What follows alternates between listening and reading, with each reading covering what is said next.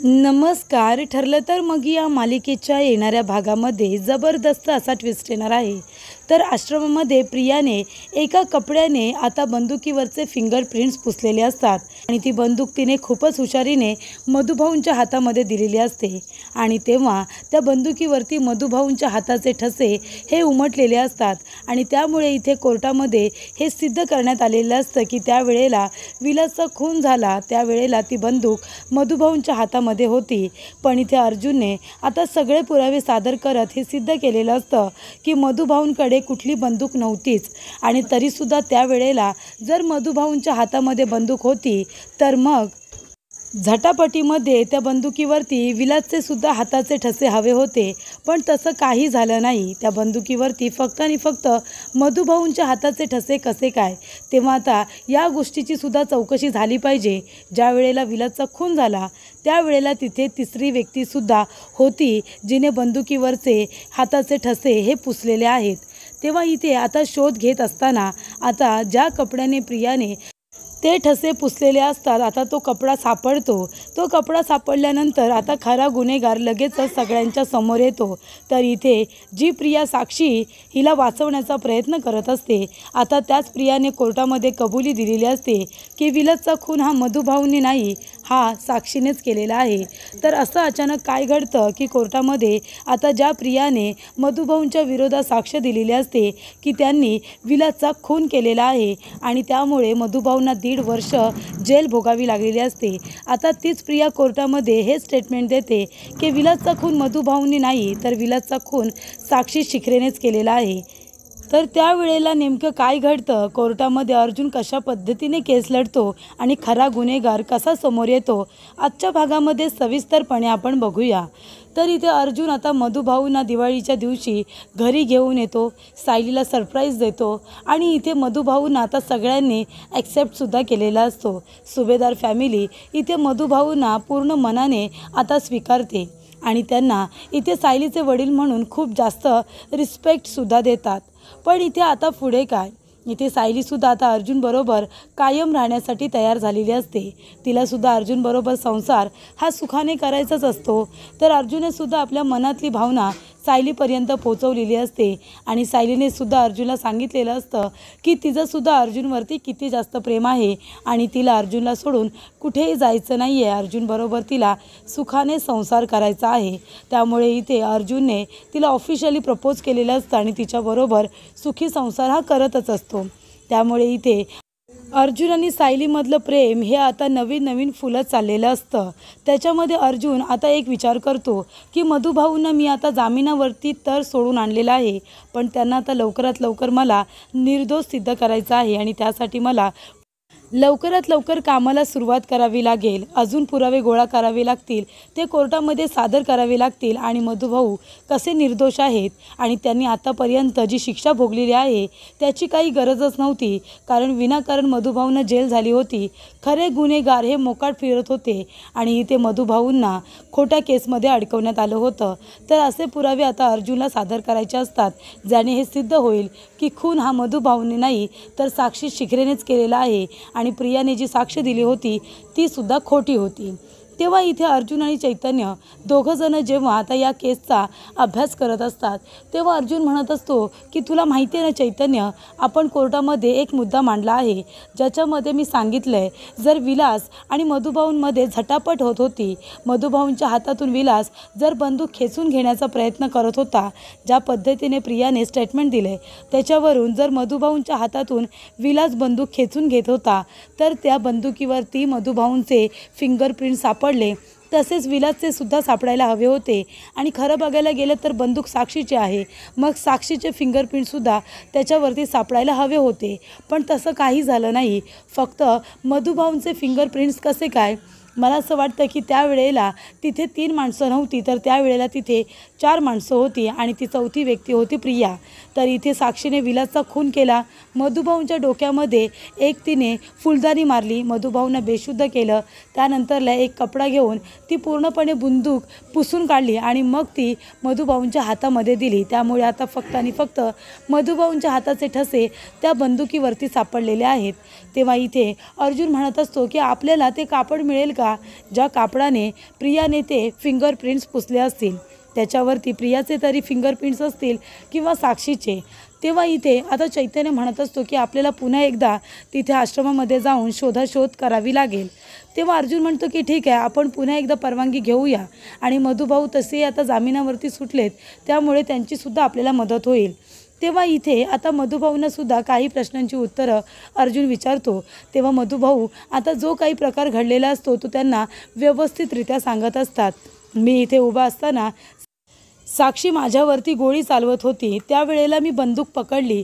मी बंदूक तिच्या हातातून खेचून घेत असताना इथे विलाससुद्धा मध्ये आला आणि विलाससुद्धा त्याच्या हातातून बंदूक खेचून घेत होता आणि तेव्हाच साक्षीच्या हातामध्ये बंदूक असल्यामुळे तिच्याकडून गोळी चालली गेली आणि ती गोळी मला न लागता विलासला लागली आणि त्यावेळेला साक्षीला आता मी बघितलं होतं विलासचा खून करताना आणि तेव्हा इथे प्रिया आणि साक्षी दोघीजणी खूप जास्त घाबरल्या।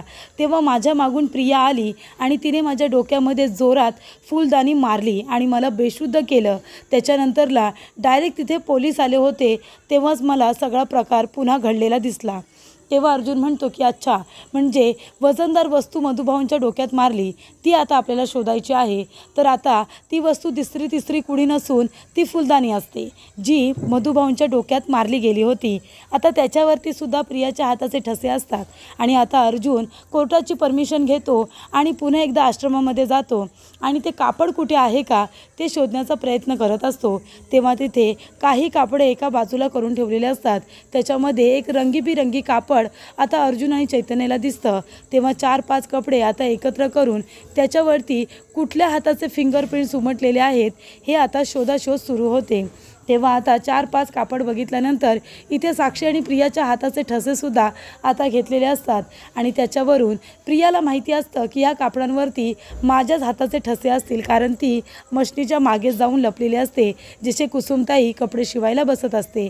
तेव्हा इथे आता एका कापडावरती प्रियाच्या हाताचे ठसे हे उमटलेले दिसतात, त्यामुळे आता कोर्टामध्ये हे सांगणं आता सोपं होणार असतं की त्यावेळेला प्रिया तिथे होती आणि तिने हे सगळं घडलेलं बघितलं आहे। तेव्हा अर्जुन आता केस ही लढत असताना त्याचं स्टेटमेंट बदलतो। तो म्हणत असतो की जेव्हा तिथे तिसरी व्यक्ती कुणीतरी आहे असं मी म्हणत होतो, मधुभाऊ, विलास आणि ती तिसरी व्यक्ती, मला असं वाटतं जर ती साक्षी नव्हती तर ती प्रिया होती आणि विलासचा खून हा कदाचित प्रियानेच केलेला आहे। तेव्हा इथे आता कोर्टाची तारीख घेतलेली असते, तर इथे प्रिया, साक्षी, त्याचबरोबर नागराज, रविराज काका आणि इथे सायली आणि तिच्याबरोबर कल्पनासुद्धा आलेली असते आणि कुसुमताई मधुभाऊंबरोबर येते। तर इथे कोर्टामध्ये सगळेजण हजर झालेले असतात आणि आज काही करून अर्जुनला मधुभाऊंना निर्दोष सिद्ध करायचं असतं, जेणेकरून ह्या केसच्या भानगडीमधून त्यांना लवकरात लवकर त्यांना फ्री करायचं असतं। तेव्हा इथे अर्जुन म्हणतो की जज साहेब, ज्या वेळेला मी सांगितलं होतं की कुणीतरी बंदुकीवरचे फिंगरप्रिंट्स हे पुसण्याचं काम केलं आहे आणि ते कापड आम्हाला सापडलेलं आहे आणि आम्ही साक्षी, प्रिया यांच्या हाताचे ठसेसुद्धा घेतलेले आहेत आणि मधुभाऊंचे सुद्धा, जर तुम्ही ते कापड बघाल तर त्याच्यावरती प्रियाच्या हाताचे ठसे उमटलेले आहेत आणि त्याचबरोबर मधुभाऊंच्या डोक्यामध्ये जी फुलदाणी मारण्यात आलेली आहे तिच्यावरती सुद्धा प्रियाच्या हाताचे ठसेच उमटलेले आहेत। याचा अर्थ प्रियाने मधुभाऊंच्या डोक्यामध्ये मारलं, त्यानंतरला बंदुकीवरचे तिच्या हाताचे ठसे जे उमटले होते ते पूर्णपणे पुसून काढले, नंतर ती बंदूक मधुभाऊंच्या हातामध्ये दिली आणि सगळा आळ हा मधुभाऊंवरती आणला आणि फोनवरून मेसेजसुद्धा प्रियानेच केला होता पोलिसांना। म्हणजे विलासचा खून झाल्यानंतर अर्ध्या तासानंतर किंवा 15 मिनिटानंतर तो विलासच्या फोनवरून मेसेज करण्यात आलेला आहे की मला मदतीची गरज आहे आणि तो मेसेजसुद्धा प्रियानेच केलेला आहे, कारण का मधुभाऊ तर बेशुद्ध होते आणि विलास मेल्यानंतर पोलिसांना मेसेज कसा काय करेल। याचा अर्थ प्रिया तीच व्यक्ती आहे जिने विलासचा खून करून नंतरला फिंगरप्रिंट्स हे पुसून त्यानंतरला पोलिसांना मेसेजसुद्धा केलेला आहे, म्हणजे विलासचा खून हा प्रियानेच केलेला आहे, साक्षी शिकरेने नाही। तेव्हा इथे प्रिया आता खूपच जास्त घाबरते, ती म्हणते नाही नाही हे सगळं खोटं आहे। तेव्हा अर्जुन म्हणतो मी खोटं बोलतोय, मग हे पुरावेसुद्धा खोटं बोलतायत का? पुरावे हेच सांगतायत की त्यावेळेला प्रिया तिथे होती आणि तिनेच हे कापड हातामध्ये घेऊन फिंगरप्रिंट्स पुसलेले आहेत, ते सुद्धा बंदुकीवरचे। तेव्हा इथे प्रिया म्हणते की नाही, मी विलासचा खून केलेला नाही आहे, तर विलासचा खून केला आहे साक्षी शिकरे हिनेच. साक्षीनेच विलासचा खून केलेला आहे. ती मधुभाऊंवरती गोळी चालवत होती, पण मधुभाऊंनी तिच्या हातातून बंदूक घेण्याचा प्रयत्न केला आणि त्यावेळेला विलाससुद्धा त्यांच्या हातातून बंदूक खेचण्याचा प्रयत्न करत होता आणि झटापटीमध्ये इथे साक्षीच्या हातातून गोळी चालवली गेली आणि ती जाऊन विलासला लागली. त्याच्यामुळे साक्षीला खरं तर मधुभाऊंना मारायचं होतं, पण ती बंदुकीची गोळी जाऊन विलासला लागली आणि तेव्हा मी खूप जास्त घाबरले होते. मी लपून बसले होते. मी मागून आले आणि मग मी मधुभाऊंच्या डोक्यामध्ये एक वजनदार वस्तू मारली, कारण प्रियाने मला धमकी दिली होती, जर मी तिचं नाव सगळ्यांना सांगितलं तर ती मला मारून टाकेल म्हणून. तेव्हा इथे आता अर्जुनने जसं सगळा ब्लेम प्रियावरती टाकला, तशी प्रिया खूपच जास्त घाबरली, कारण सगळे पुरावे आता प्रियाच्या विरोधात तिथे उभे राहिलेले असतात आणि त्यामुळे इथे प्रिया ह्या कार्यस्थानामध्ये फसलेली असते.